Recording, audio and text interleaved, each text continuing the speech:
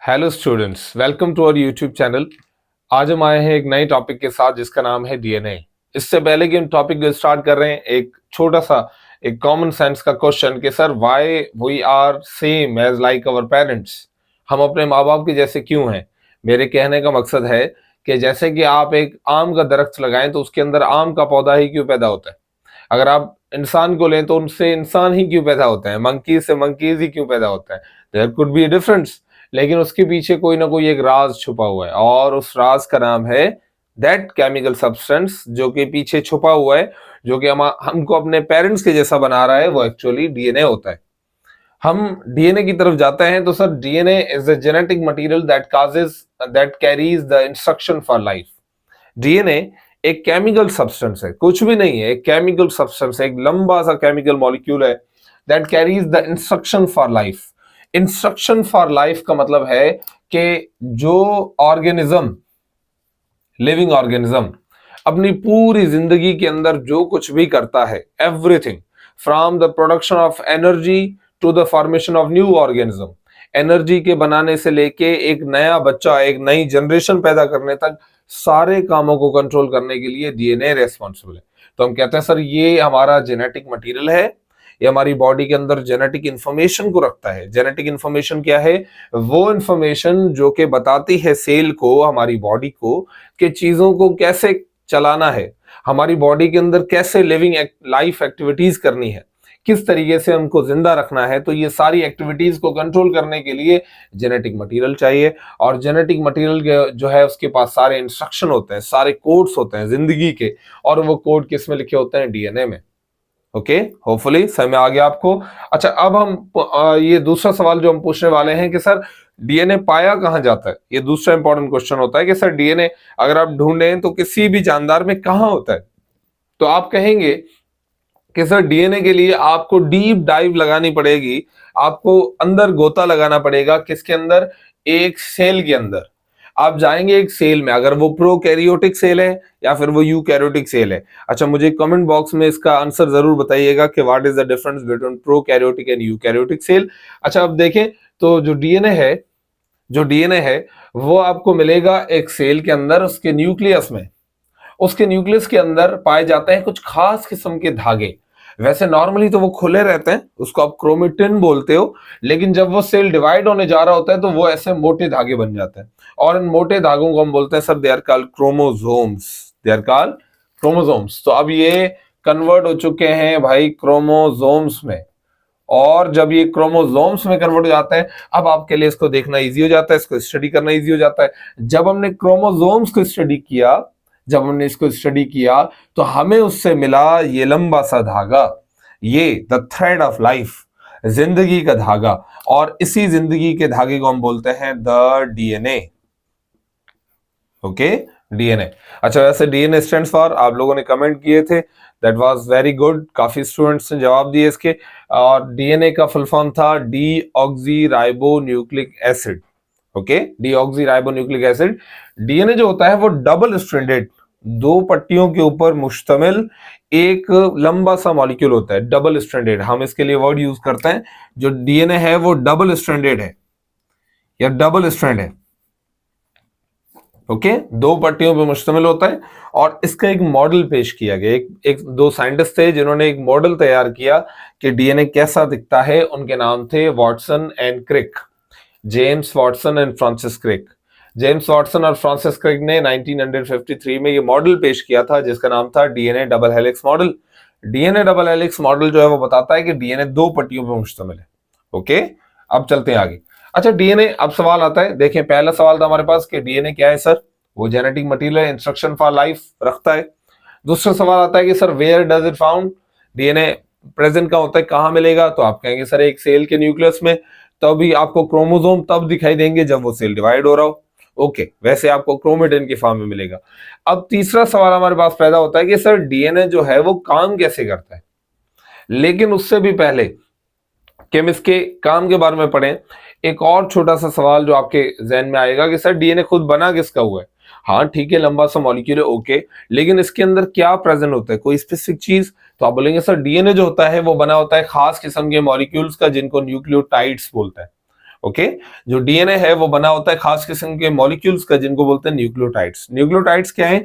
आप बोलेंगे sir nucleotides are the monomers of DNA. Monomers क्या है? छोटे छोटे यूनिट्स हैं जो कि डीएनए को कंपोज कर रहे हैं, बना रहे हैं।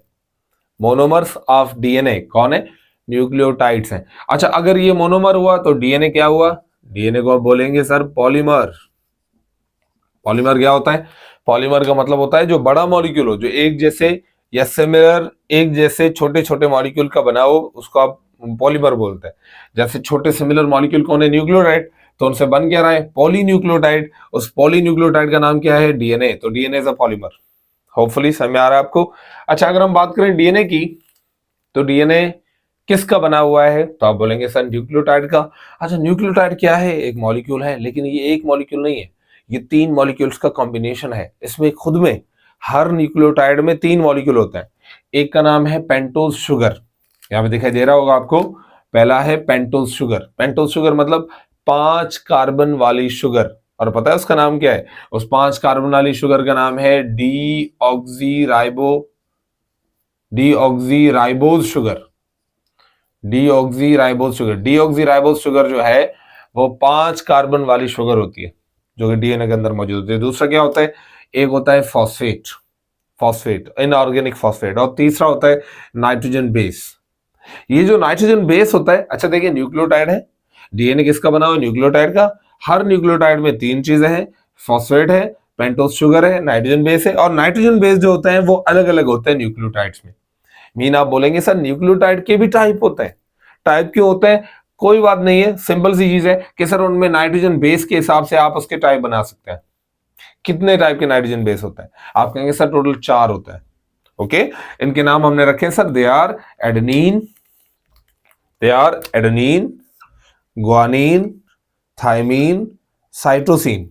Adenine, guanine, thymine, cytosine. तो आपको शॉर्ट फॉर्म में एजीटीसी के नाम से आप जान सकते हैं। और एक और कमाल की बात जो आपको डीएनए को पढ़ने में बड़ी हेल्पफुल साबित होगी, वो ये कि जब आप डीएनए की एक पट्टी को समझ लेते हैं तो दूसरी पट्टी को पढ़ने की जरूरत नहीं पड़ती। उसका रीजन ये है कि जहां पे भी एडेनिन होगा उसका कॉम्प्लीमेंट्री, उसका अपोजिट थाइमीन होगा। जहां पे भी ग्वानिन होगा उसके बिल्कुल सामने साइटोसिन होगा।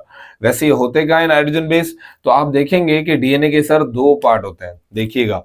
एक डीएनए का ये ब्लैक वाला बाहर का हिस्सा होता है, इसको बोलते हैं upright. This region is called upright. और जो ये अंदर वाले हिस्से जो आपको दिखाई दे रहे हैं सर, उनको हम बोलते हैं sir, they are called rungs. बाहर वाले हिस्से को अपराइट बोलते हैं, अंदर वाले हिस्से को रंग्स। जो अपराइट होता है उसमें 2 चीजें होती हैं। अपराइड में न्यूक्लियोटाइड, ये सारा न्यूक्लियोटाइड ही बना रहा है, लेकिन न्यूक्लियोटाइड का कौन सा हिस्सा अपराइड में होता है? तो आप बोलेंगे सर शुगर प्लस फॉस्फेट। और कौन सा हिस्सा रंग्स को बना रहा होता है, बीच वाली रेड पट्टियों को बना रहा है? तो आप बोलेंगे sir they are nitrogen bases. Okay, तो जो नाइट्रोजन बेसिस होते हैं वो रंग्स को बना रहे होते हैं, और रंग्स को बनाने के लिए कॉम्प्लीमेंट्री नाइट्रोजन बेसिस होने चाहिए, कि मतलब एडेनिन के सामने हमेशा थाइमीन और साइटोसिन के सामने हमेशा ग्वानिन। होपफुली समझ में आ गया आपको। तो ये था हमारे डीएनए का एक स्ट्रक्चर जो कि आपको अच्छे तरीके से समझ में आ गया होगा। अब हम लास्ट क्वेश्चन का जवाब देने वाले हैं कि सर हाउ डीएनए वर्क्स, ये भी हम इसके अंदर ला रहे हैं। सिंपल सी चीज है कि सर जो डीएनए होता है वो एक लंबा सा थ्रेड है। अगर आप इंसान के डीएनए को खोलें, पूरा ओपन करें, तो वो 2 मीटर लंबा धागा है। 2 मीटर लंबा धागा जो कि हमारे हर एक सेल के अंदर बिल्कुल हाईली कॉइल्ड है, लेकिन वो इतना माइक्रोस्कोपिक है कि वो सेल के अंदर फिट हो सकता है। ओके, तो जब हमने उस 2 मीटर लंबे धागे को निकाला, तो आप कहेंगे सर एट अ टाइम सारा काम तो नहीं कर रहा होगा? हाँ बिल्कुल सही है, सारा काम नहीं करता। उसके अंदर छोटे छोटे पोर्शंस होते हैं, छोटे छोटे पार्टीशंस होते हैं, जो कि किसी खास काम के लिए रेस्पॉन्सिबल होते हैं। हमने उन छोटे छोटे टुकड़ों का नाम रखा है sir gene. Sir they are called gene. Gene क्या है? आप कहेंगे sir they are small parts और small fragments of DNA which are responsible for particular character, particular protein, particular trait, जो कि हमारी बॉडी के अंदर कोई खास काम करने के लिए रेस्पॉन्सिबल हो, कोई खास कैरेक्टर को कंट्रोल करते हो, उनको आप जीन बोलते हैं। होपफुली समझ आ रहा है आपको। तो जो जीन होते हैं वो डीएनए के टुकड़े होते हैं, या डीएनए को ही जीन बोलते हैं, लेकिन पूरे को नहीं, उसके एक हिस्से को, जो कि किसी खास काम में आता हो, कोई खास काम करता हो, कोई खास प्रोटीन बनाता हो, आप उसको जीन कहते हैं। अब सवाल ये आता है कि सर जीन के काम कैसे करता है? वैसे तो हम इसके बारे में एक और डिटेल्ड वीडियो बनाने वाले हैं जिसके अंदर हम टर्म पढ़ेंगे सेंट्रल डोग्मा और जीन एक्सप्रेशन। जीन एक्सप्रेस कैसे होते हैं इसके लिए हम एक अलग से वीडियो बनाने वाले हैं, लेकिन यहाँ पे मैं आपको इंट्रोडक्टरी लाजमी तौर पे मैं आपको बता दूं कि आपसे कोई सवाल पूछा जाए कि जीन कैसे काम करता है तो आपके पास आंसर हो। देखें जीन कैसे काम करता है, डीएनए उसका जीन है। जो जीन होता है वो डायरेक्टली डीएनए बाहर आके कोई काम नहीं करता। जीन क्या करता है, जो डीएनए है वो क्या करता है, अपनी इंफॉर्मेशन को लिख देता है in the form of RNA, RNA की शक्ल दे देता है। और जो आरएनए बना है वो आरएनए जब बाहर जाएगा, देखें ये आरएनए, जीन से आरएनए बनेगा न्यूक्लियस में, न्यूक्लियस में आरएनए बना, ये आरएनए बाहर निकलेगा सेल के साइटोप्लाज्म में। साइटोप्लाज्म में जब आएगा तो यहाँ पे एक खास किस्म का ऑर्गेनेल होगा जिस ऑर्गेनेल को बोलते हैं राइबोसोम।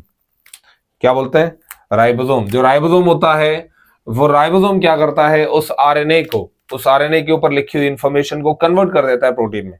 तो हम कहेंगे कि सर असल में जो डीएनए है वो बॉडी को कंट्रोल पता है कैसे करता है, प्रोटीन बना के। जैसे कि जो जीन है वो आरएनए बना रहा है, आरएनए प्रोटीन बना रहा है। फिर प्रोटीन कौन कौन से बन सकते हैं, जैसे कि सर आई के कलर को मेलेनिन, मेलेनिन प्रोटीन है जो आई का कलर दे रहा है। आपकी आंखों का कलर कौन सा होगा, आप डीएनए डिसाइड करता है। डीएनए में कौन डिसाइड करता है, जीन। जीन कैसे करता है, आरएनए को बोल के। आरएनए कैसे करता है, प्रोटीन बना के। जैसे कि आई के कलर से क्या बन रहा है, मेलेनिन। ब्लड ग्रुप के लिए क्या बन रहे हैं, खास किस्म के ग्लाइकोप्रोटीन, जैसे कि उसको आप एंटीजीन बोलते हैं, एंटीजीन ए, एंटीजीन बी, जिससे आपके ब्लड ग्रुप बन रहे हैं। उसके अलावा बोन्स के अंदर, हड्डियों के अंदर एक प्रोटीन पाया जाता है जिसका नाम है कोलेजन। कोलेजन नाम का प्रोटीन जो है वो आपकी हड्डियों के अंदर पाया जा रहा है। कौन बना रहा है, डीएनए बना रहा है। और उसके अलावा आपके हेयर्स में केराटिन है, बालों के अंदर केराटिन है जो आपके बालों को बना रहा है। तो होपफुली आज का लेक्चर आपके लिए बहुत ज्यादा हेल्पफुल साबित होने वाला है। आप इसको अच्छे तरीके से एक बार रिपीट कीजिएगा और हमारे चैनल को लाइक कर लें और एक बार कमेंट कर दें, सब्सक्राइब करें और शेयर कर दें इस चैनल को, ताकि ज्यादा से ज्यादा स्टूडेंट्स का बेनिफिट हो सके। अच्छा एक और चीज, आज के लिए आपका एक क्वेश्चन, आपके साथ एक क्वेश्चन शेयर करूंगा मैं कि आप बताएं कि अगर डीएनए जो है वो हेरिडिटी मटेरियल है तो फिर आरएनए का काम क्या है, जो कि हमने यहाँ पे डिस्कस नहीं किया है। तो ये आपके लिए क्वेश्चन है, कमेंट बॉक्स में हमें जरूर बताइएगा कि what is the function of RNA. मिलते हैं एक नए लेक्चर के अंदर एक नए टॉपिक के साथ। Thank you.